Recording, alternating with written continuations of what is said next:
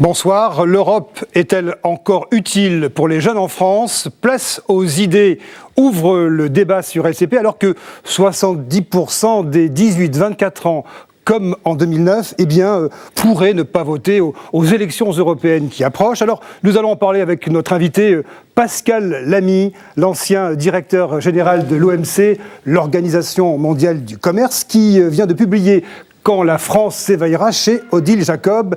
Et pour l'interroger, nous retrouverons nos deux experts, Mathias Léridon, le président de Tilder, et Laurent Bigorne, le directeur de l'Institut Montaigne. Alors, nous entendrons le témoignage de jeunes gens ici présents dans la salle. Je précise, jeunes, c'est aujourd'hui moins de 30 ans, qui pourront évidemment dialoguer avec Pascal Lamy. Nous vous dévoilerons également notre enquête Harris Interactive qui a sondé votre envie ou pas d'Europe avec, vous le verrez, des résultats parfois assez étonnants. Mais sans plus attendre, place aux idées. Première partie, générique.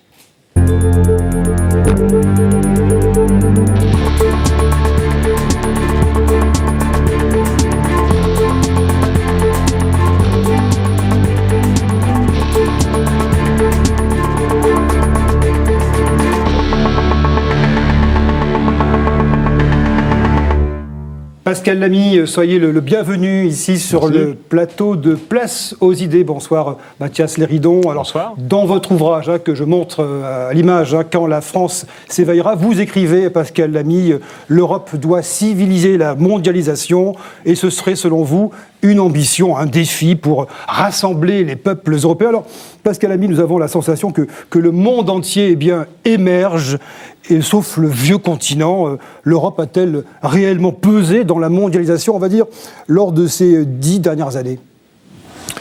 Oui, il y a des secteurs dans lesquels l'Europe a pesé dans la mondialisation. Par exemple, la gestion, la régulation de l'échange international. Par exemple, en matière d'environnement, où elle a été en quelque sorte en tête de peloton pour essayer de faire admettre que notre planète a de graves problèmes dans l'avenir, si on n'y prend pas garde. Mais c'est vrai que c'est encore partiel. L'Europe ne pèse pas le poids qu'elle pèserait si elle était vraiment unie dans ce monde. Et ce que j'essaie d'expliquer dans ce petit livre, c'est que je crois qu'elle en a les moyens. Elle représente un modèle de civilisation très particulier, qui n'est pas le modèle américain, qui n'est pas le modèle chinois. On aime bien les libertés, mais on aime aussi la solidarité. Les Américains aiment bien la liberté, mais pas beaucoup la solidarité. Les Chinois aiment pas beaucoup les libertés, mais pas mal la solidarité. Nous sommes, au fond, nous avons une identité, et c'est cette identité qui doit peser dans le monde de demain, parce que si on ne le fait pas ensemble, des éléphants comme les Américains ou les Chinois le feront pour nous. Alors Pascal Lamy, on va voir tout de suite ce que les jeunes en pensent, avec, pour planter le décor, et avant de retrouver Mathias Léridon, ce premier reportage, ce petit voyage dans le temps, sujet signé Laura Orosaman. L'Europe ne se fera pas d'un coup, ni dans une construction d'ensemble. Elle se fera par des réalisations concrètes, créant d'abord une solidarité de fait. 1950, Robert Schuman prédit l'Europe de l'après-Seconde Guerre mondiale. Un espace de paix et de stabilité. Plus de 60 ans plus tard, en 2014, l'Union européenne compte 28 États. Autant de chefs d'État et plus de 500 millions de citoyens. Difficile de faire aujourd'hui sans l'Europe. À l'École supérieure de commerce de Paris, ces étudiants l'ont bien compris. Pour moi, l'Europe, en tant qu'étudiant, mais bientôt diplômé, c'est avant tout l'horizon des possibles. Et pourtant, avec un fonctionnement complexe et un pouvoir partagé entre la Commission, le Conseil et le Parlement, l'Union européenne reste une grande inconnue. Si les jeunes sont réputés plus europhiles que leurs aînés, aux dernières élections européennes en 2009, ils se seraient désintéressés du scrutin. Selon un sondage, le taux d'abstention chez les 18-24 ans s'est levé à 70%. En mai, certains jeunes iront voter. Moi, je considère ça comme un devoir du citoyen, de toute façon, quelle que soit l'élection. Et d'autre part, pour essayer de donner mon opinion sur l'Europe. La plupart d'entre eux vivent l'Europe comme un espace de liberté, une conscience acquise grâce à des programmes comme Erasmus. Faire ses études à Londres, à Madrid et à Paris n'aurait pas été possible même pour la génération de mes parents. Et ça signifie beaucoup pour moi de pouvoir le faire. Pour eux, l'Europe manque surtout de pédagogie. Les décideurs politiques, les médias, les intellectuels ont un rôle à jouer. Je pense que les jeunes ont envie de croire en l'Europe, mais qu'on leur en parle pas assez. Car ce sont bien les jeunes d'aujourd'hui qui créeront l'Europe de demain. Reste à savoir quelle Europe ils veulent façonner. Bon, les jeunes apparemment ont envie d'Europe, oui, mais laquelle, Mathias Léridon ? Pascal Lamy, c'est une vraie question parce que là, on avait un jeune qui nous disait l'Europe manque de pédagogie. On voit bien que la question centrale pour la jeune génération, qui sera celle qui justement fera l'Europe du 21e siècle, c'est qu'il y a un problème de sens pour l'Europe. Il y a un problème non seulement de sens, il y a aussi un problème d'identité. Alors, la première question que moi j'ai envie de vous poser, c'est est-ce que parce qu'au fond, le rêve de cette génération, une génération qui a 20 ans, qui est sur ce plateau autour de nous, est-ce que finalement, parce que l'Europe qu'on a construite, ça n'est pas son rêve, c'est plutôt le rêve des parents et des grands-parents qui avaient connu la Deuxième Guerre mondiale ? Oui, je crois qu'il y a quelque chose de vrai là-dedans. Pour les générations qui ont précédé la mienne, et je suis probablement la dernière génération qui a été nourrie au lait du récit de la Première Guerre mondiale et de la Deuxième Guerre mondiale, parce que mes grands-parents n'arrêtaient pas de m'en parler, parce que mon père a été obligé d'aller en STO à Berlin pendant la guerre. Pour moi, c'était quelque chose de... La paix entre les peuples européens, c'était un carburant idéologique formidable. Je comprends, et quand j'en parle avec mes enfants, et encore plus avec mes petits-enfants, c'est plus vraiment le problème. Donc, la question, c'est celle que vous posez, quel est le sens de la construction européenne pour les générations qui viennent ? Moi, je vois ce sens dans le monde. Au fond, on sait bien que dans cette crise que traverse l'Europe, une des questions qui se posent, et c'est celle qu'on vient d'entendre, c'est quel est le projet d'avenir ? Eh bien, ce projet d'avenir, il suffit de le demander aux non-Européens. Peut-être que les Européens ne savent pas très bien ce qu'ils font ensemble ou ce qu'ils vont faire ensemble.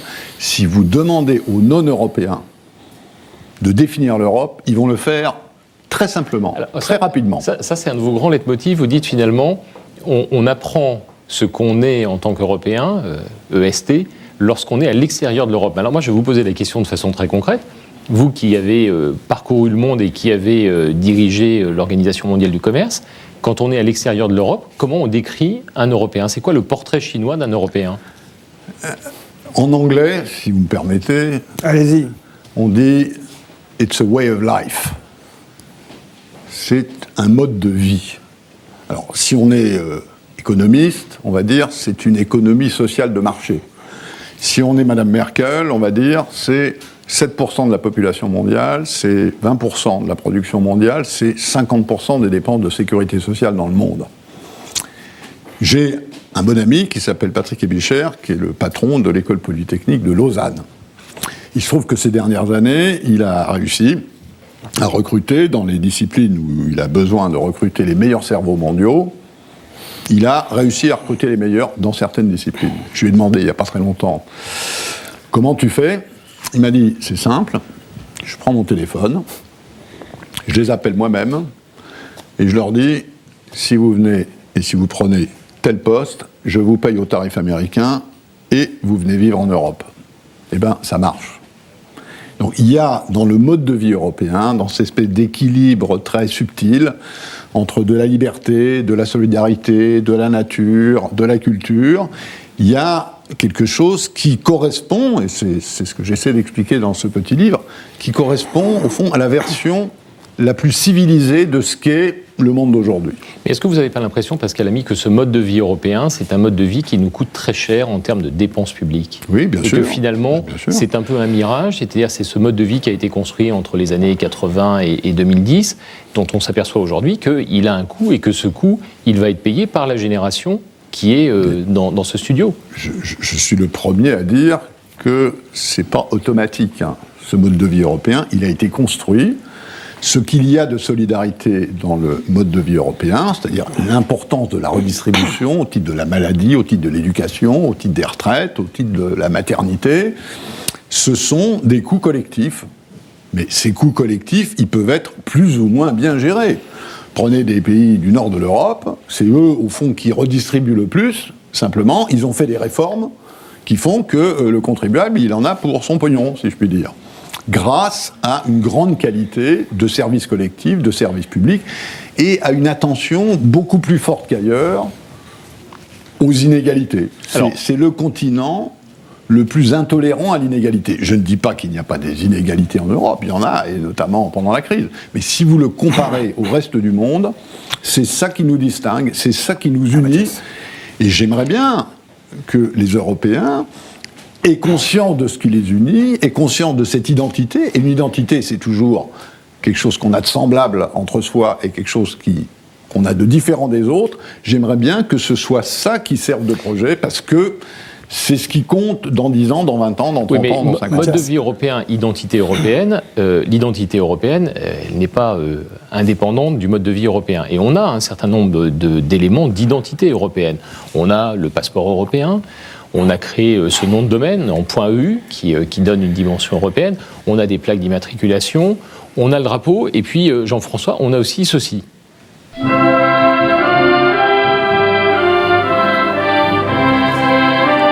Alors ça, c'est l'hymne européen. L'hymne européen, oui. L'hymne européen. Moi, je voudrais juste qu'on pose la question, Jean-François, est-ce que les jeunes qui sont dans ce studio savent et même toutes les personnes qui sont européen. présentes, écoutez, on va faire une sorte de vote à la romaine, à main levée, levez la main, ceux qui connaissent, au fond, l'hymne à la joie, l'Aude à la joie de Beethoven, l'hymne européen. Allez-y. Ah ben c'est pas si mal que ça. Bien. C'est plutôt bien même. Bien. Hein? Mais alors, pour revenir plus sérieusement, cette accumulation de signes identitaires européens, parmi lesquels nous vivons aujourd'hui, est-ce que cette accumulation, ça crée une identité européenne perçue par les jeunes? Répondez Pascal Lamy, et ensuite on nous donnera la parole à Elisa, qui nous vient de Bulgarie. Hein? Ce sont des éléments sur lesquels on peut appuyer un sentiment d'appartenance. Ce n'est pas cela qui crée le sentiment d'appartenance. Le sentiment d'appartenance, il n'est pas dans des objets, il n'est pas forcément dans des signes, il est dans la représentation que l'on a de ce que nous avons à faire ensemble.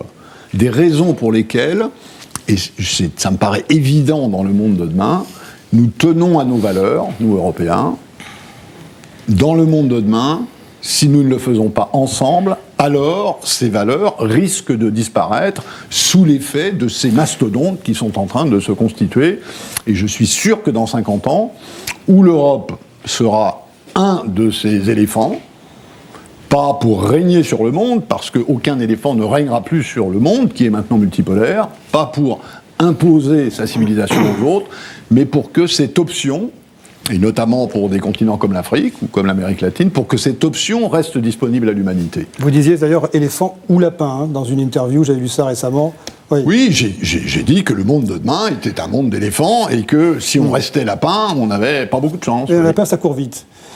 Pascal Lamy, je me tourne vers Elisa Nedialkova, bonsoir.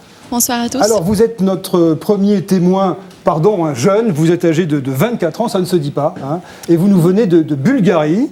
Alors, je vous dresse le portrait, vous me coupez hein, si je dis des bêtises. Vous êtes étudiante depuis combien 3-4 ans en France, c'est ça? Oui, hein, depuis 2010. Et vous avez un Master 2 de langues appliquées, vous faites du droit. Oui, je suis un double cursus droit et langue à l'Université Paris. Hein. Parlez bien dans le micro, Elisa, et surtout, vous êtes une mordue d'Europe. Racontez-nous ça, vous assistez même à des sessions au Parlement européen. Oui, effectivement, en tant que citoyenne bulgare et étudiante en France depuis 2010, j'ai eu l'opportunité de voyager dans beaucoup de pays européens, d'étudier en France, en Bulgarie, d'avoir des activités à Bruxelles, à Bruges. Et donc, dans ce contexte, je me suis familiarisée avec l'idée du fonctionnement en fait, de l'identité et de la citoyenneté européenne. J'ai senti que j'appartiens à un espace qui n'est pas seulement politique, économique ou juridique, mais c'est aussi un espace relationnel.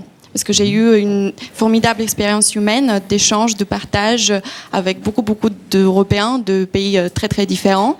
C'était une ouverture linguistique, culturelle très très importante pour moi. Et Elisa, pour vous, est-ce qu'il y a on en parlait à l'instant avec Pascal Lamy, une identité européenne comme on peut se sentir américain d'un bout à l'autre des États-Unis?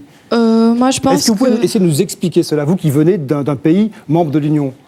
Je pense que ce n'est pas nécessaire de faire une comparaison avec les Américains. Je crois que l'idée européenne, c'est une idée d'échange.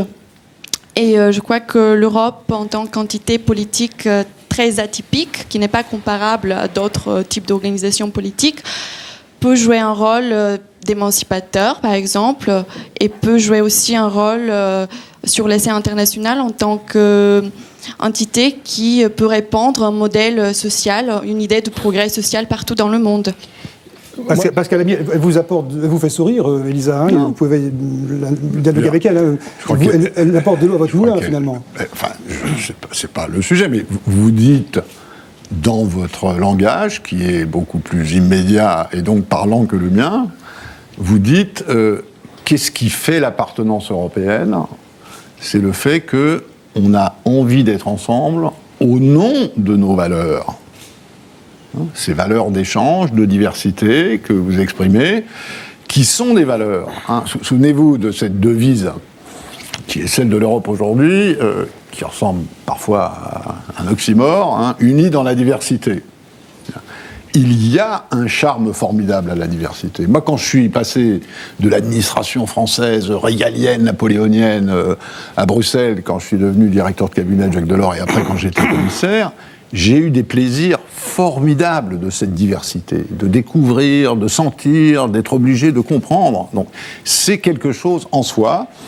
Et je comprends que dans votre génération, oui, mais Pascal Lamy, moi je veux bien, mais est-ce qu'il n'y a pas une certaine dose de naïveté sympathique dans le fait de dire c'est bien, on est divers, on est ensemble ? Parce que la réalité, c'est que quand on parle de l'Europe aujourd'hui, et c'est peut-être ça d'ailleurs un des problèmes de la constitution de cette identité européenne, on en parle beaucoup par ces diversités. On parle du couple franco-allemand, on parle de l'Europe du Nord, de l'Europe du Sud, on parle finalement beaucoup plus de la diversité ou des diversités des pays européens entre eux, et on parle très peu des unités des Européens entre eux. Donc, est-ce qu'il n'y a pas une certaine naïveté dans ce discours en se disant finalement c'est formidable, on vit tous ensemble, on est tous divers, sauf qu'on ne parle que de nos diversités et jamais de ce qui nous rassemble ?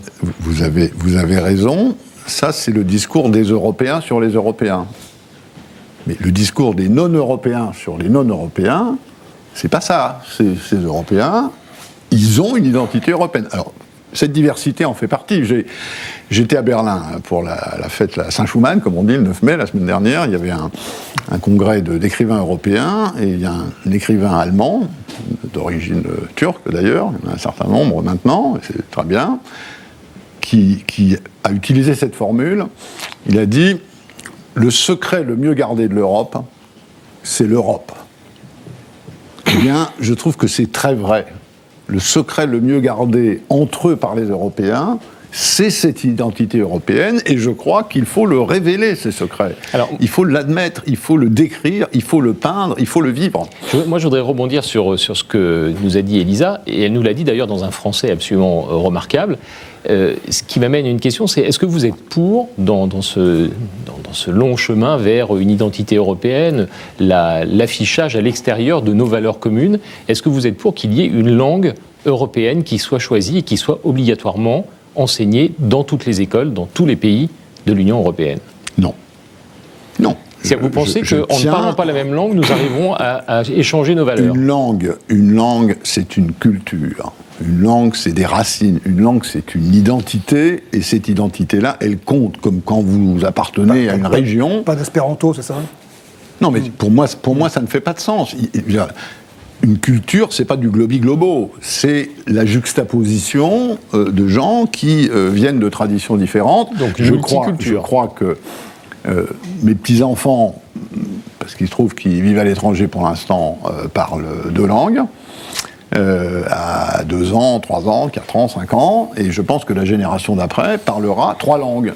Si vous parlez 3 langues, c'est-à-dire votre langue maternelle et 2 autres langues, hein, et ça ne sera pas toujours une langue européenne d'ailleurs, je trouve que le nombre de clés que cela vous ouvre sur les univers d'autres, le nombre de richesses auxquelles ça vous donne lieu, c'est formidable. Donc vous n'êtes pas pour une langue européenne, mais plusieurs langues européennes apprises par tous les Européens. Bien sûr. Donc un multilinguisme. Et pas forcément la même, parce que l'apprentissage de la diversité, ça n'est pas quelque chose d'homogène.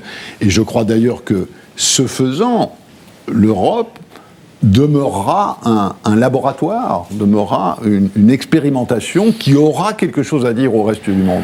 Je voudrais poser juste une dernière question sur cette première partie sur l'identité. Vous dites souvent, il faut pour construire l'Europe, que nous refondions le narratif de l'Europe. Alors, si je le comprends, il faut raconter l'histoire de l'Europe d'une autre manière que celle dont nos grands-parents, nos arrière-grands-parents l'ont raconté lorsqu'on était post-guerre. Bien sûr.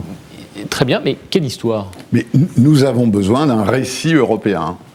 J'ai lu, comme un certain nombre d'entre vous, dans Le Monde du 8 mai, un papier formidable qui a été fait par un de vos collègues de la Süddeutsche Zeitung, qui est un historien, et qui a décrit l'Europe romaine. Il y avait deux citoyennetés, la citoyenneté romaine et la citoyenneté locale, l'Europe du Moyen-Âge, l'Europe des empires, l'Europe des églises. Puis à un moment, on est arrivé à l'État-nation, mais finalement assez tard. Bon. Donc, cette histoire-là, cette existence de l'idée Europe et d'une réalité Europe, il faut la faire ressurgir. Alors, on est presque des cours d'Europe dans les écoles, Pascal Lamy, non ? Bien sûr, mais bien sûr qu'il faut hein. faire ça. Et simplement, c'est important parce que un récit sur notre passé est quelque chose qui est important pour nous comme individus ou comme groupe social. Il faut aussi parler de l'avenir. Si vous demandez aux Américains qu'est-ce qui font qu'ils appartiennent à l'histoire américaine et quelle est leur idée de ce qu'il faut pour le monde, ils vont vous le dire. Alors, Pascal Lamy, on est à 10 jours des élections européennes. Ce narratif européen, aujourd'hui, s'il n'est pas incarné, il n'existe pas. C'est une idée. Quelle est aujourd'hui, pour vous, à 10 jours de ces élections de 2014, la personnalité européenne qui est la plus proche de votre narratif européen idéal ? Je suis influencé par mon passé. En dehors de Pascal Lamy. Oui, bien sûr, bon, je ne vais pas dire ça quand même. Je suis influencé par mon passé, mais quand Delors était président de la Commission européenne, entre 1985 et 1994, il y avait un narratif européen. Il allait dans le nord de l'Europe, il allait dans le sud de l'Europe, il allait dans le centre de l'Europe, il savait parler de l'Europe aux Européens. Et donc là, c'est aussi une question de langage, mais ça ne peut pas être seulement le président de la Commission, qui finalement est quand même quelqu'un d'assez lointain. Il faut que tout ça soit pris en charge, et ça n'est, soyons honnêtes, pas le cas, par des leaders politiques nationaux qui ont tendance à maximiser leur récit national, parce que c'est celui de la dramaturgie dans laquelle ils opèrent, et à minimiser le récit européen. Mais si tous ces jeunes qui vous écoutent aujourd'hui, si vous aviez à leur donner un exemple d'une personnalité européenne, pas une personnalité forcément de l'histoire de l'Europe, mais de demain l'Europe, vous leur proposeriez qui comme personnalité ? Carambeu. Voilà un garçon qui sait parler d'Europe. Quand vous demandez à Carambeu de vous parler d'Europe, il vous parle d'Europe, il vous parle d'Europe concrète, il vous parle de musique, il vous parle d'endroits, il vous parle de sentiments, il vous barbe-pend avec un cours institutionnel, comme quoi on a tout fait bien, comme dans Montesquieu, avec un Parlement, une Commission, un Sénat des États membres. Il parle de l'Europe vraie, celle qu'on ressent. Carambeu, donc nous allons... Peut-être il est temps de découvrir le résultat de notre enquête Harris interactive. Est-ce que vous avez, oui ou non, envie d'Europe ? C'est une enquête qui a été réalisée en ligne du 29 avril au 2 mai auprès d'1 millier de personnes. C'est parti. Les Français portent un regard sévère sur les actions de l'Union européenne. Ils sont 45% à penser que l'Europe n'a pas agi pour lutter contre le terrorisme. 47% considèrent qu'elle n'a rien fait pour la paix dans le monde. Pour 56%, elle n'a pas agi pour lutter contre le réchauffement climatique. Pire encore, l'Europe aurait agi dans le mauvais sens pour résorber la crise économique. Même regard critique sur la construction d'un modèle social européen, le contrôle de l'immigration illégale, le développement de l'économie française et la lutte contre le chômage en France. Globalement, les jeunes ont, eux, une vision plus positive que la moyenne des Français. À la question « Que seriez-vous prêt à faire pour l'Europe ?», les Français sont prêts à signer une charte pour l'avenir de l'Union, à rendre le vote aux élections européennes obligatoire, ou encore à voter en faveur d'un service civil européen.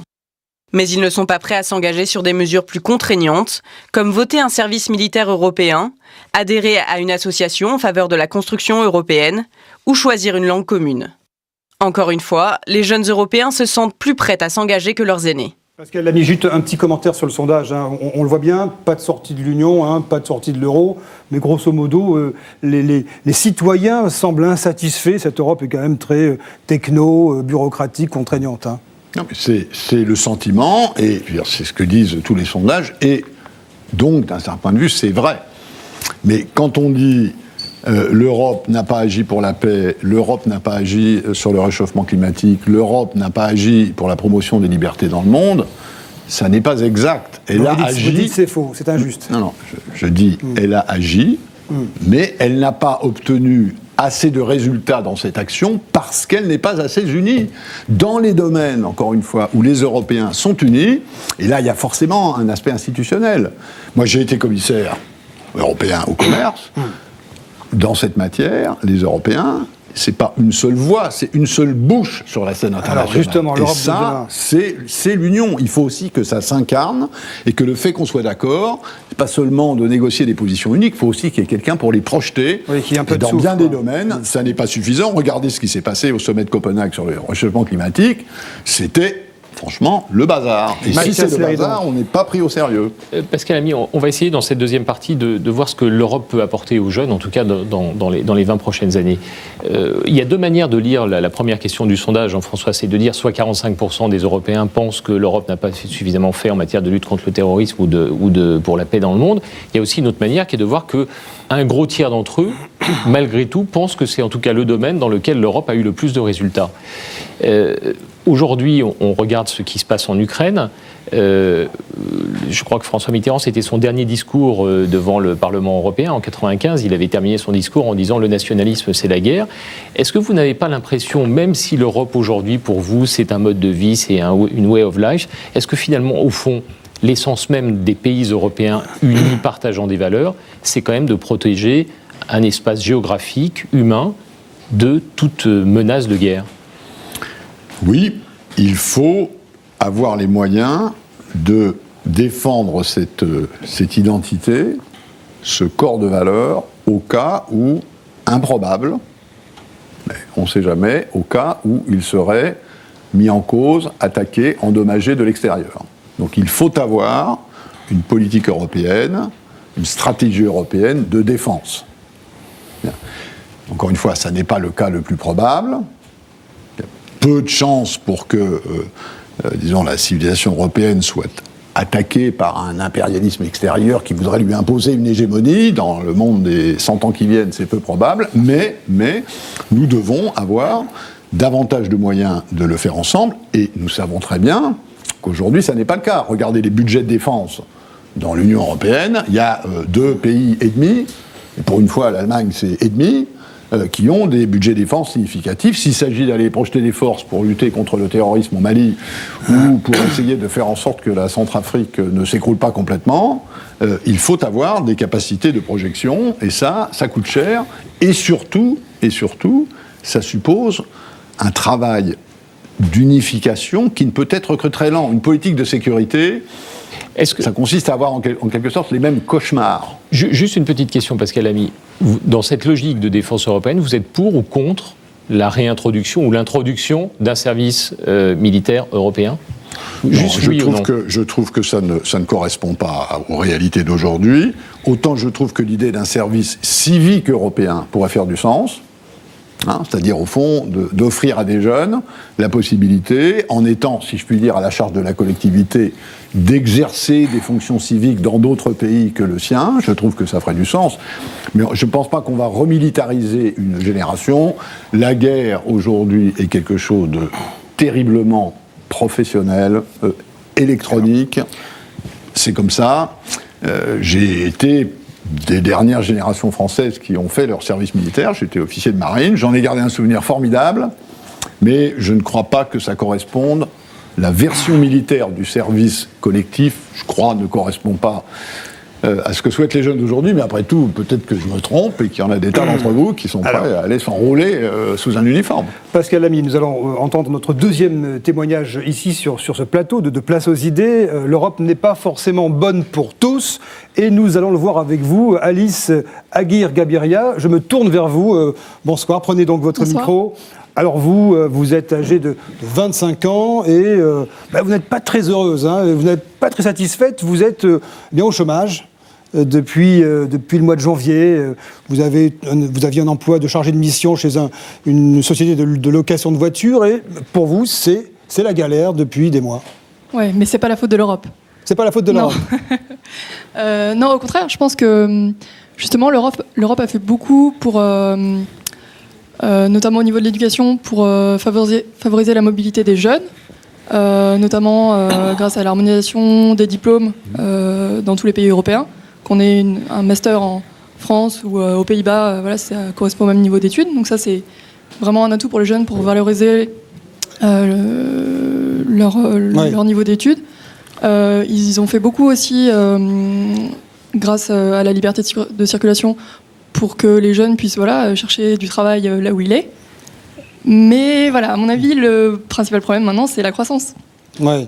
Vous, le l'hymne européen qu'on a entendu tout à l'heure, vous le connaissiez. Ouais. Vous l'avez fredonné même pendant que nous l'avons diffusé. Alors vous êtes très pro-européenne, mais les problèmes d'emploi, de chômage, la galère, vous en parlez, c'est pour ça qu'on vous a sélectionné, parce que vous tenez un blog assez étonnant, qui est un peu un défouloir. Vous êtes très très mécontente. Pour vous, vos histoires de chômage, c'est franco-français, ça n'a rien à voir avec l'Europe, c'est ça? Non, je pense que... Vous ne pensez pas que tout peut être lié? Je pense que la France a des problèmes structurels assez spécifiques. Mais je pense que justement les différents pays européens s'occupent pas assez des problèmes d'emploi et d'économie et n'ont pas de politique économique globale. Et je pense que c'est très bien d'avoir travaillé sur l'éducation, sur les programmes Erasmus, etc. Mais maintenant, il faudrait s'emparer d'autres sujets qui sont tout aussi ambitieux pour justement favoriser l'emploi des jeunes et la mobilité des jeunes. Merci à vous. Je voudrais, Pascal Ami, rebondir sur ce témoignage. C'est vrai que des programmes comme Erasmus ont beaucoup favorisé la mobilité des jeunes, d'abord des jeunes diplômés, peut-être pas de ceux qui sont sans diplôme, mais des jeunes diplômés. Mais la réalité, c'est que cette mobilité des jeunes partout en Europe, est-ce que c'est pas quelque chose qui est réservé à une certaine élite et qui fait que derrière, on a une masse de jeunes qui n'ont pas forcément la chance de faire des études supérieures et qui, eux, peuvent être mobiles, mais la réalité, c'est qu'en fait, cette mobilité, c'est juste quelque chose qu'ils regardent sur un écran. C'est pas une réalité quotidienne qu'ils vivent. Donc est-ce que cette mobilité n'a pas été créée, finalement, pour une élite européenne? Dans un premier temps, si, et je raconte dans ce petit livre les affres de la naissance du programme Erasmus et comment, à l'époque de l'or, a dû se battre comme un lion pour faire avaler ce programme à l'époque, il fallait unanimité pour financer un programme comme ça. Ça a été une bataille homérique. Bien. Vous avez raison, aujourd'hui, Erasmus est limité en quelque sorte à ceux qui sont les plus qualifiés. Il y a en projet, et d'ailleurs la Commission a commencé à mettre en œuvre depuis la fin de l'année dernière, un genre d'Erasmus de l'apprentissage, c'est-à-dire pour des jeunes qui sont moins qualifiés. Donc il y a une dimension européenne, et vous l'avez cité très bien, c'est la mobilité. Les situations sont différentes selon les pays. Il y a des pays où il y a beaucoup de chômage des jeunes, il y a des pays où il y a peu de chômage des jeunes. Aujourd'hui, des jeunes peuvent aller trouver du boulot ailleurs sous certaines conditions, ce qui est déjà pas mal. Bon. Mais si vous voulez, ça reste, à mon avis, essentiellement, c'est 2/3 de problème national.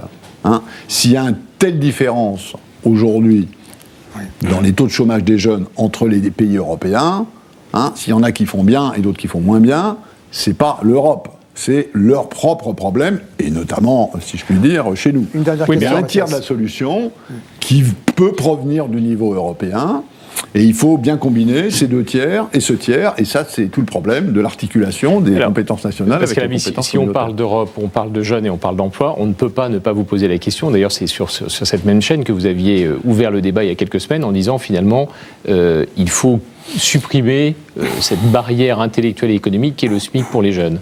Donc ça veut dire que dans une logique d'Europe unifiée, partageant ses valeurs, vous continuez à penser que avoir un salaire minimum garanti pour les jeunes, c'est une barrière à l'emploi pour les jeunes européens qui ne sont pas forcément qualifiés? Je suis pour le fait que chaque pays européen ait un SMIC. Je l'écris d'ailleurs dans ce livre, ça fait partie, à mon avis, des projets qui correspondent à la civilisation européenne. Bon. Mais dans le cas de la France, et je ne dirais jamais ça s'il y avait 5% de chômage en France des jeunes, il n'y a pas 5%, il y a 25%. Dans le cas de la France, je trouve que ça prend des proportions telles qu'il faut de temps en temps, provisoirement, et selon des modalités à trouver, franchir ce qui reste un tabou. Il y a 150 000 jeunes qui sortent en France du système éducatif sans qualification, qui est énorme, beaucoup trop, si ces jeunes doivent petit à petit retrouver le chemin de l'emploi, ou pour certains d'entre eux le trouver tout court, alors il faut prendre des mesures exceptionnelles. Merci Mathias Léridon. Nous arrivons à la moitié de cette émission. Il est temps que vous cédiez la place à Laurent Bigorgne, le directeur de l'Institut Montaigne. Laurent Bigorgne, installez-vous. Merci d'être là ce soir. Bonsoir. Bonsoir. Place aux idées, donc deuxième partie, avec une question au cœur de la campagne des européennes qui touche à sa fin. Hein. On vote dans quelques jours. Quelle est l'utilité de l'Europe pour la France? Crise, dette, surtout chômage. L'Europe inquiète les jeunes. D'abord, un rapide panorama avec ce petit reportage.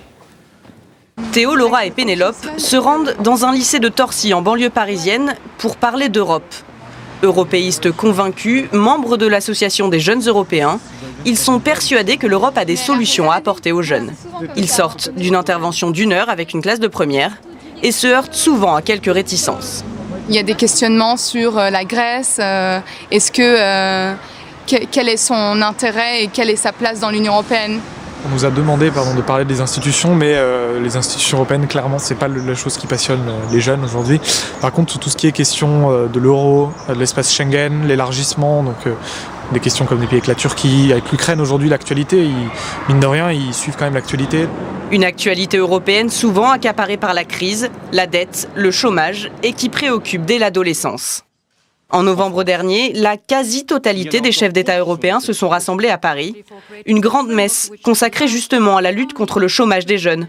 Avec une ligne directrice, faire en sorte qu'aucun Européen de moins de 25 ans se retrouve plus de 4 mois sans formation ou sans emploi.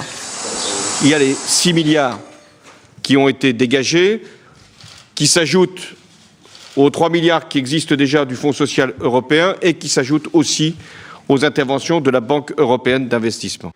Et à la sortie, un objectif commun, comme l'explique Emmanuel Vargon, délégué général à l'emploi et à la formation professionnelle. Les objectifs, c'est vraiment de dire, nous, chacun des États membres de l'Union, on est conscient du fait que le chômage des jeunes est une difficulté qu'il faut qu'on surmonte et on souhaite démontrer un engagement à la fois individuel de chaque État et collectif. Il y a un équilibre entre des grandes lignes directrices qui sont portée pour la totalité des États membres et une adaptation à la réalité du marché du travail de chacun de ces États.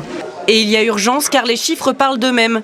7,5 millions de jeunes Européens entre 15 et 24 ans sont aujourd'hui sans emploi ou sans formation. Voilà, c'est pas très rassurant tout ça. L'Europe, continent du chômage, Laurent Bigorgne. Oui, on va un peu parler d'emploi. Je préfère parler d'emploi que de chômage, et puis on parlera ensuite d'innovation. Mais je vous pose une question un peu provocante, mais on est en campagne et je pense qu'il faut qu'on aide les électeurs à faire leur choix. Est-ce qu'au fond, ce modèle social européen, qui d'ailleurs a été plutôt promu par les États plutôt que par l'Union européenne, est-ce que ce modèle social n'est pas devenu le meilleur ennemi de sa jeunesse? Je ne crois pas. Il est cher. Je ne crois pas. Je crois encore une fois. Il est payé par les jeunes plus tard. Hein. Je crois qu'il correspond à nos valeurs. Il correspond à notre conception de ce que c'est qu'un être humain digne et libre dans le monde d'aujourd'hui. Alors, ce qui est vrai, c'est que, comme on l'a dit tout à l'heure, ce modèle-là est assez coûteux et qui suppose de la croissance. Or, si vous regardez les projections de croissance, disons, dans les 10 ans à venir, toutes choses égales par ailleurs, l'Europe, c'est 1,5% par an, les États-Unis, c'est 3%, les pays émergents, c'est 6%. De 1 à 2, et encore de 1 à 2, donc en gros, pour nous, de 1 à 4 avec les pays émergents. Ça, c'est clair que si nous restons sur cette trajectoire de croissance, le modèle européen dont je parlais, il est en danger. Ça coûte, et il faut de la croissance. Et de la croissance, c'est compliqué en Europe, parce que d'abord, notre population active diminue. En gros, si on regarde l'Allemagne et l'Angleterre, l'un en zone euro, l'autre hors zone euro, si vous prenez la population européenne dans son ensemble, la population active européenne diminue d'1,5% par an. Ce n'est pas le cas de la France, qui peut dire un avantage comparatif démographique particulier. Ça, c'est un problème. Et puis, la productivité, disons, la croissance, à la fin du fin, c'est de la participation au travail et au marché du travail et de la productivité. et la productivité, on commence à devenir un petit peu court parce que on a un peu lâché certains endroits de la frontière technologique qui maintenant sont occupés par d'autres, et notamment par les Américains, et maintenant par un certain nombre de pays en développement. Donc, il nous faut remonter au-dessus de 2% de croissance pour assurer, en quelque sorte, la soutenabilité du modèle social européen. Et nous savons aussi qu'il faut être au-dessus de 2% de croissance pour que le chômage, non pas se stabilise, mais diminue. Donc tout ça va dans le même sens. Il faut à l'Europe des 5 prochaines années une feuille de route, un plan, des idées, et ce qu'il faut pour les porter au plan politique, pour repasser de ce 1,5 à quelque chose de l'ordre de 2 à 2,5. C'est 1 point de croissance, en gros, de plus. Donc on parle de croissance, je reviens un instant aux questions d'emploi, et notamment d'emploi des jeunes. Évidemment, tout ça est lié. En zone euro, en gros, on sait qu'il y a un peu plus de 23% des jeunes qui sont au chômage. C'est d'ailleurs la moyenne en France. En Allemagne, on est à 7,8%. Pardon d'être précis, mais ça fixe bien qu'on est dans les rapports là aussi de 1 à 3. Oui. Est-ce qu'on est condamné à ce chômage massif, à ce chômage durable, à ce chômage ciblé sur les jeunes? Et justement, si on a 5 ans devant nous, quelles sont, selon vous, les 2 ou 3 mesures que, lors d'une campagne électorale, on peut essayer de vendre, de poser vis-à-vis des électeurs? Encore une fois, je crois que la stratégie principale, c'est d'augmenter le potentiel de croissance européen. Bon. Vous citez les chiffres français et allemands. Effectivement, il y a en gros une différence de 1 à 3 dans le chômage des jeunes. Ça prouve que c'est possible d'en avoir moins.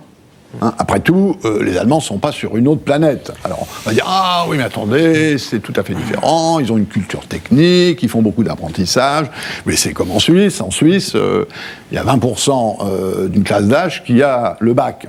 Hein, et ils ont un taux de chômage des jeunes infime, parce qu'ils ont une tradition d'enseignement technique. Bon. Donc, regardons ce qui marche là où ça marche, hein, et essayons de nous en inspirer, et de ce point de vue-là, le niveau européen peut être très utile, comme le disait à l'instant la déléguée à l'emploi française. Avant de poursuivre avec vous, Laurent Bigorne, je me tourne vers notre nouveau témoin, hein, Pierre Meurin. Prenez le micro. Alors vous avez 24 ans et vous êtes ce qu'on appelle un eurosceptique. Vous acceptez l'appellation, c'est ça? Pas vraiment. Moi, je me définis comme jeune patriote. Oui. Voilà. Et justement, mon objectif... Alors attendez, votre portrait est intéressant parce que vous êtes un militant politique, il faut le dire, il faut le préciser, il faut être honnête. Vous êtes président, je lis, des Jeunes pour la France, et vous militez dans les rangs du mouvement, le MPF de Philippe de Villiers. Vous avez une maîtrise en droit public, vous êtes un avocat et vous n'aimez pas Bruxelles. Élève avocat. D'accord, élève avocat, et vous n'aimez pas Bruxelles. C'est vrai que je suis assez minoritaire dans mon parcours juridique, mais comme disait Gustave Thibon, être dans le vent, c'est l'ambition d'une feuille morte. Donc je suis assez heureux de ne pas avoir cette ambition-là. Mon objectif, c'est de me faire justement ce soir un oiseau de bon augure.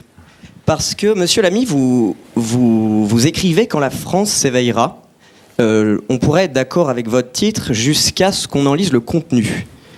Moi, je crois que la France est une réalité charnelle et que la France a un potentiel d'influence dans le monde qui est considérable. Je vous donne un exemple. L'influence francophone est quelque chose à travailler, alors que, en fait, l'Union européenne, dans ce magma anglo-saxon, nous empêche de développer notre réseau de la francophonie. La francophonie est condamnée à mourir. Alors, il va vous répondre tout de suite, hein, Pascal Lamy. Oui. Bien sûr. Répondez-lui. Bien sûr. D'accord sur le fait qu'il y a une réalité charnelle dans la France. D'accord avec l'idée que la France a un potentiel d'influence. D'ailleurs, je remarque que vous avez utilisé ce vocabulaire qui est précis et qui est celui que j'utilise.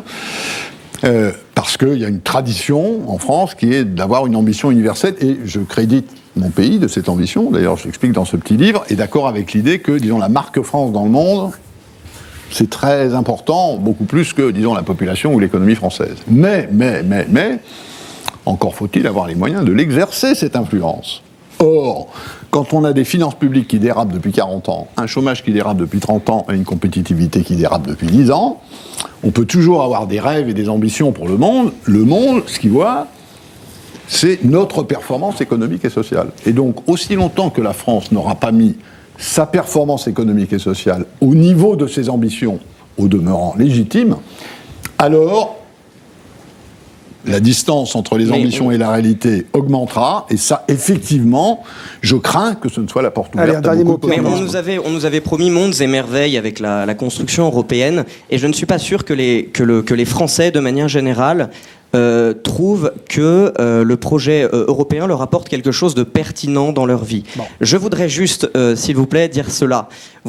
C'est l'éloignement de l'Union européenne des peuples, vous le dites vous-même, et vous faites en fait un constat d'échec, que en fait l'Union européenne a un déficit de légitimité.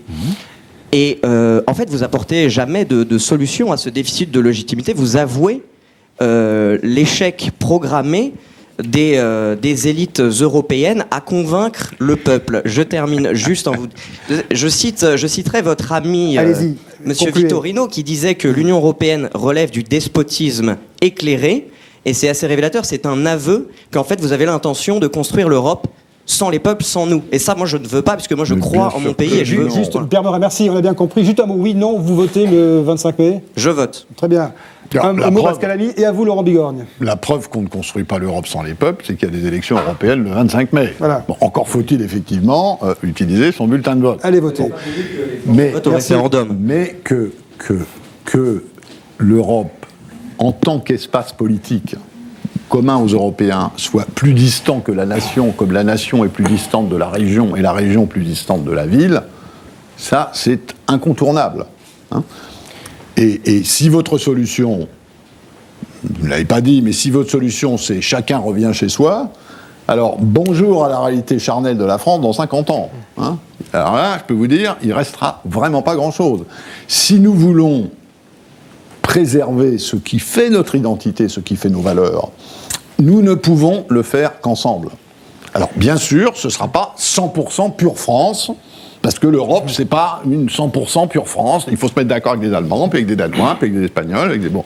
Mais nous avons suffisamment de choses en commun pour mener cette entreprise, à condition de ressentir, de reconnaître cette appartenance. Laurent Bigorgne. Je reviens un instant à ce que nous disait notre interlocuteur. Au fond, on a besoin d'une Europe qui soit plus proche des préoccupations des gens. Il y a eu en novembre dernier à Paris une réunion de chefs d'État, on y faisait allusion, qui a souhaité qu'une grande initiative soit prise en faveur de l'emploi des jeunes.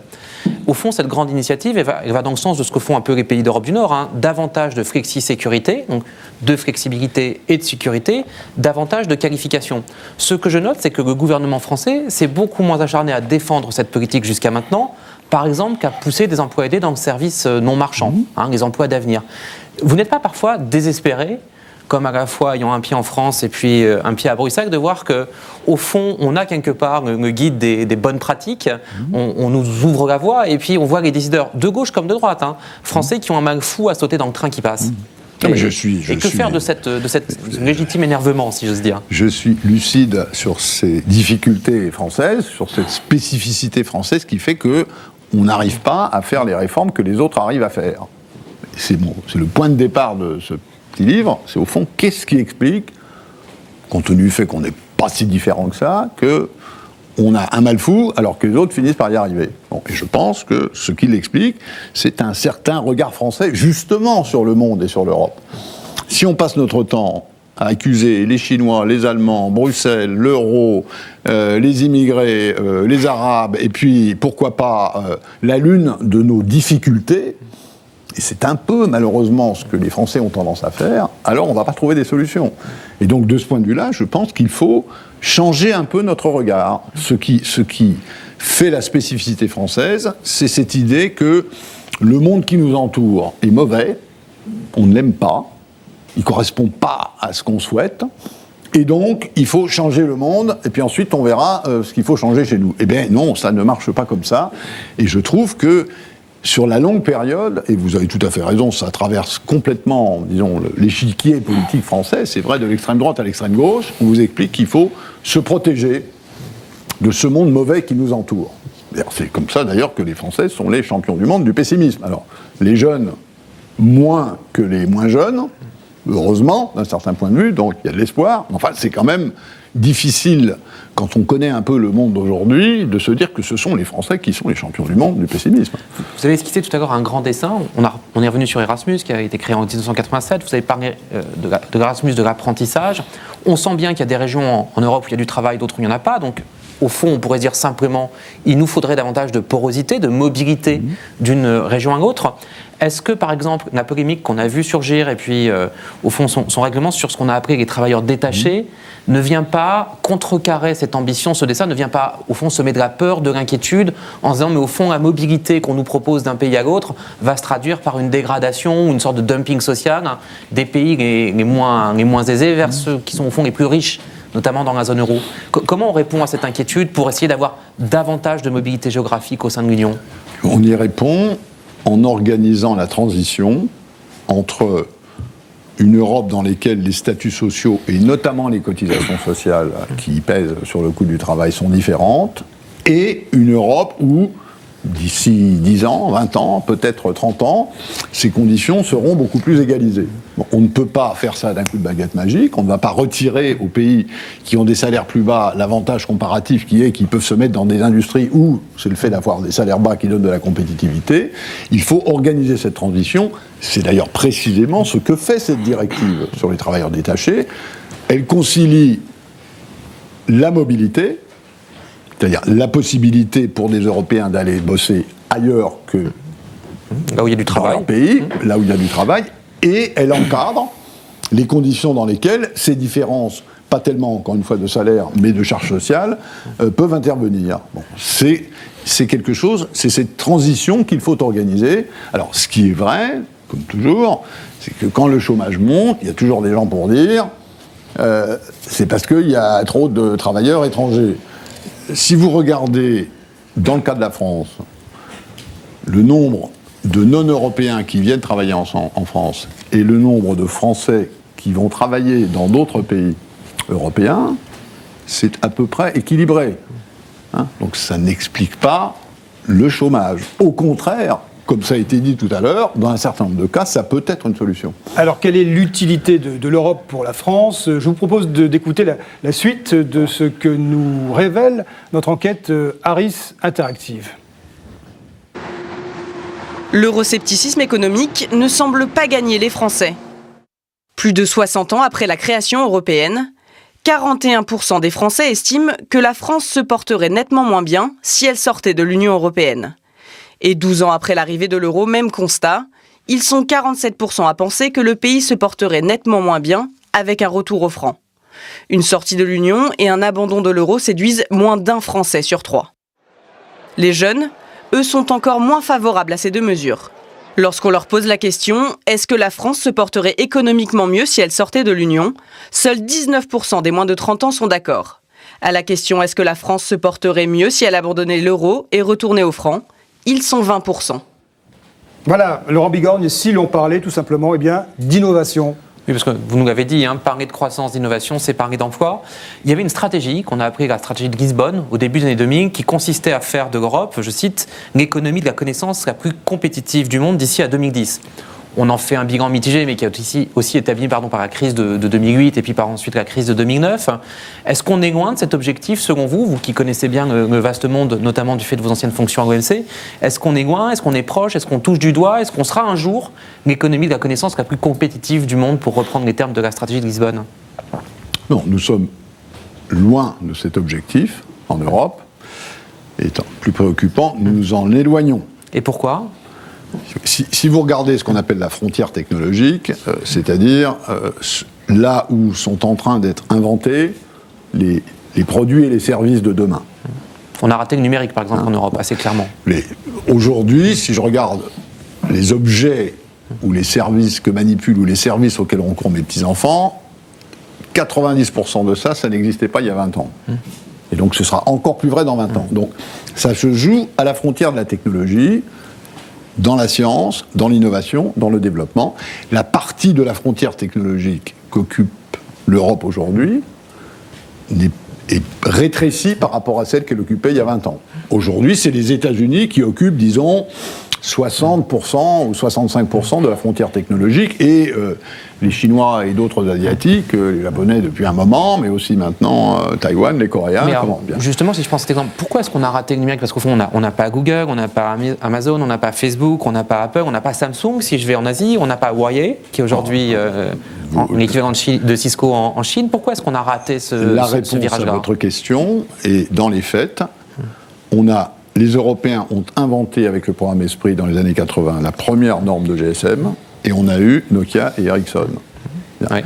Et donc, c'est possible. Qui n'existe plus aujourd'hui. Qui n'existe plus aujourd'hui, parce que le cycle de l'innovation s'est accéléré. Effectivement, les téléphones Bell, ils ont duré plus longtemps que les portables Nokia, parce que les choses s'accélèrent. Mais c'est possible, à condition, de concentrer les moyens de recherche au lieu de les éparpiller. L'Europe peut faire ça? L'Europe peut concentrer aujourd'hui? Bien sûr qu'elle peut. Écoutez, j'ai passé 15 ans de ma vie à Bruxelles, j'ai bien vu comment, quand il y a un morceau du budget européen réservé à la recherche, tous les ministres autour de la table disent « Ah, mais enfin un petit peu chez moi, un petit peu chez moi, un petit peu chez moi », et puis total, on en met un petit peu chez tout le monde, et on n'atteint pas la masse critique qu'il faut. Là, c'est du courage politique. Là, il faut que la Commission, dans ces cas-là, dise « Ça ne fait pas de sens, je retire ma proposition ». Alors Pascal Lamy, nous avons... Et puis, il y a aussi un problème d'attitude à l'égard du risque, de financement de l'innovation, mais ça, il y a des pays européens qui y arrivent mieux que d'autres. Qui arrivent très bien, oui. Alors nous avons un jeune invité témoin innovant. Je me tourne vers vous, Rémi Dangla. Vous avez 28 ans. Alors je lis, un docteur en mécanique, polytechnicien. Vous faites partie du top 10, du top 10 des jeunes Français les plus innovants établis par le MIT, et vous êtes fondateur d'une start-up. Allez-y, on vous écoute. Tout à fait. Alors, c'est des innovateurs qui innovent en France, mais ils ne sont pas forcément français. Donc, justement, il y a aussi des Européens qui ont innové en France. Donc, après, une start-up. Une start-up, donc oui, effectivement, c'est une start-up qu'on a créée en septembre dernier et qui développe un instrument d'analyse génétique très innovant, donc qui permet de détecter des traces de pathogènes dans des échantillons biologiques, le sang, ce genre de choses. Donc, qui pourrait répondre aux défis de la santé de demain. Donc voilà. Est-ce que vous avez la sensation, Rémi, d'être une sorte de...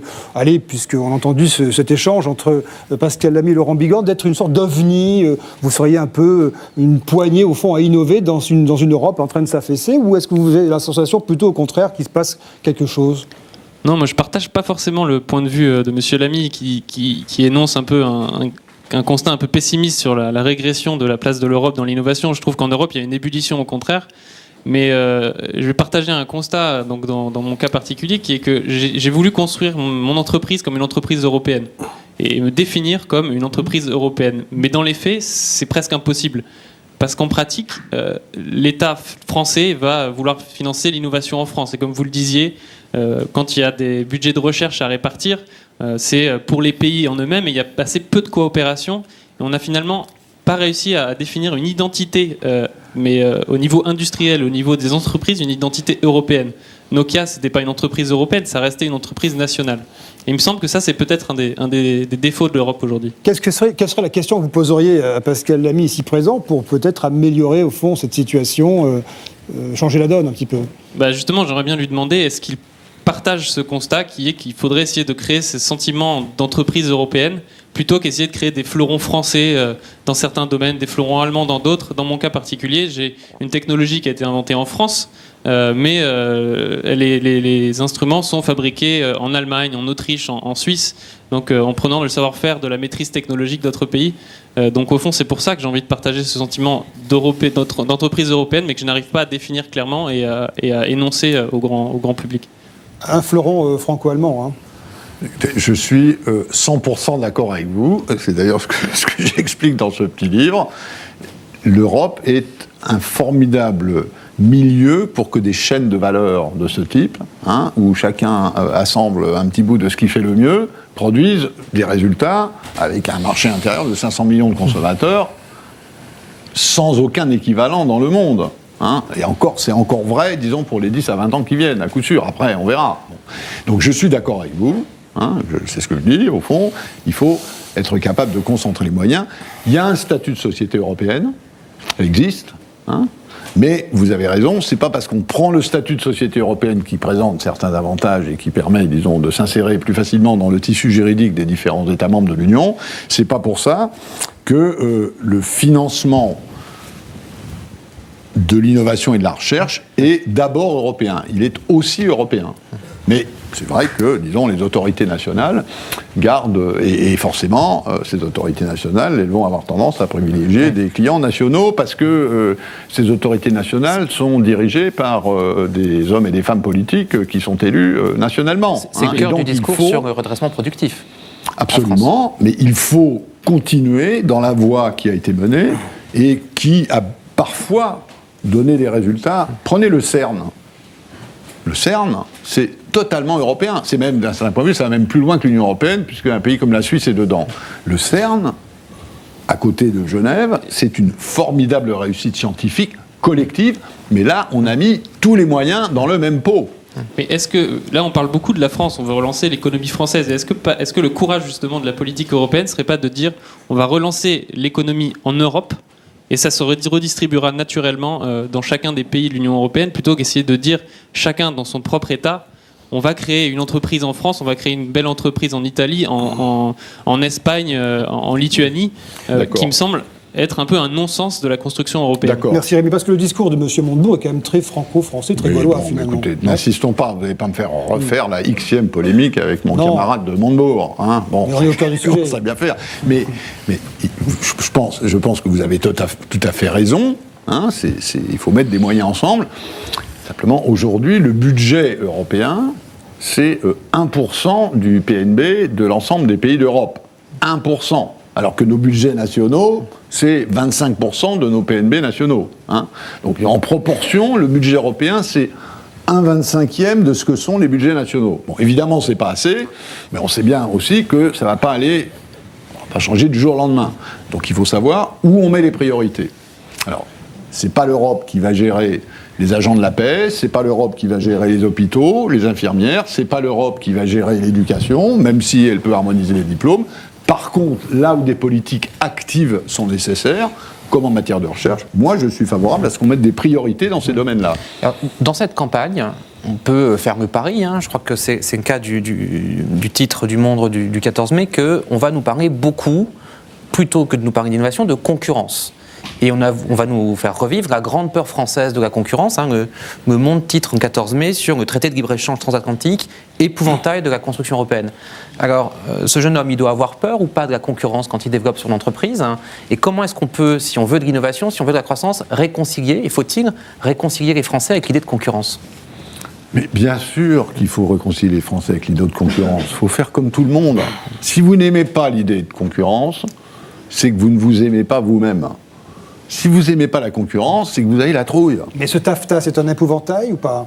Ce traité transatlantique ? Ce traité transatlantique, ce projet de traité dont la négociation commence et durera plusieurs années, voire pas mal d'années, et je l'ai dit d'ailleurs publiquement, bien que n'ayant aucune responsabilité et parlant en homme libre, est un objet très particulier, très nouveau, parce que s'il ne s'agit plus d'éliminer les droits de douane entre l'Europe et les États-Unis, ça c'est déjà quasiment fait, il s'agit d'harmoniser la taille des pare-chocs des voitures, les modes de déchlorination des poulets, la protection des données privées, les normes prudentielles dans les banques et dans les assurances, pour que les entreprises puissent agir sur un univers réglementaire beaucoup moins hétérogène des deux côtés de l'Atlantique. Bon. Je trouve qu'on n'a pas assez expliqué que c'était ça l'enjeu, ce que ça voulait dire, et c'est vrai que l'impression qui s'est répandue, pas seulement en France, mais évidemment surtout en France, parce que nous on est quand même un peu plus protectionnistes que les autres par tradition, l'impression qui s'est répandue que tout ça c'était secret, qu'on ne savait pas ce qui s'y passe, qu'on allait cuire ça dans une espèce de cambouis auquel on n'avait pas accès, ça c'est une erreur. Je pense personnellement que le résultat de cette négociation, si et quand elle se termine un jour, encore une fois, c'est pas demain la veille, ce sera qu'on s'alignera sur le niveau de précaution le plus élevé de chaque côté. Simplement, on ne veut pas le dire, parce que les négociateurs, si vous dites le résultat de tout ça, c'est qu'on va prendre la norme de précaution la plus élevée en Europe, là où elle est la plus élevée, et la norme la plus élevée de précaution aux États-Unis, et là où il y a des endroits où la norme de précaution est plus élevée aux États-Unis qu'en Europe. Hein. Aux États-Unis, il n'y a pas de voiture diesel, par exemple. Hein. Bon. Si on dit ça maintenant, il n'y a plus de négociation. Hein. Mais c'est ça qui finira par se passer, et à mon avis, ça prendra du temps.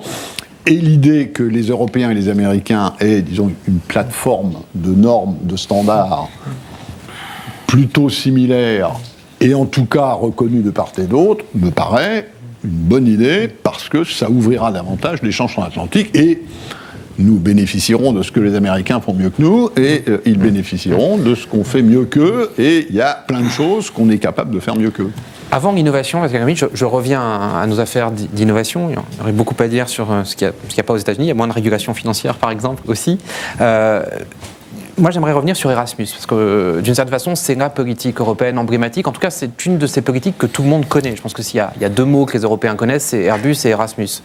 Vous n'avez pas le regret aujourd'hui qu'on ne soit pas allé plus loin? Par exemple, quand je vois l'Allemagne et la France qui définissent seuls dans leur coin des politiques d'excellence pour créer des champions universitaires, vous ne dites pas qu'au final, cette politique, d'une certaine façon, non pas elle a échoué, mais elle n'est pas allée assez loin, elle n'a pas permis qu'on tienne justement ce rôle d'économie la plus compétitive aujourd'hui dans la course à la connaissance. Il n'y a pas quand même quelque chose pour faire rêver, notamment les étudiants, qui pourraient aller au-delà de ce qu'on dit aujourd'hui? Je crois que vous avez raison. Simplement, il faut aussi savoir que c'est une affaire de priorité. On ne peut pas tout faire avec, encore une fois, un budget européen qui est 1% du PNB. On peut rêver que ce soit 5% ou 10%. Ce ne sera pas le cas dans les 10 ou 20 années qui viennent. Bon.